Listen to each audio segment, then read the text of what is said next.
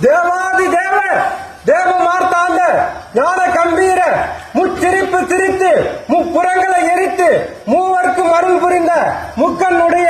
மும்மூர்த்திகளின் முதல்வன் திலகவதியார் திருத்தொண்டினை ஏற்று இது நாவுக்கரசரின் சூழலை அகற்றி சைவந்தான் சிறந்ததென சமணருக்கு புகற்றி சுந்தரருக்கு திருவடி சூட்டி சம்பந்தருக்கு திருநடனம் காட்டி அதிகையில் ஸ்ரீ பெரியநாயகி அம்மனுடன் வீரட்டானேஸ்வரராய் மணக்கோலத்தில் அமர்ந்து அகிலமெல்லாம் அருள் பாலிக்கும் எங்கள் சொக்கநாத பெருமான் வருகிறார் வருகிறார் வருகிறார்.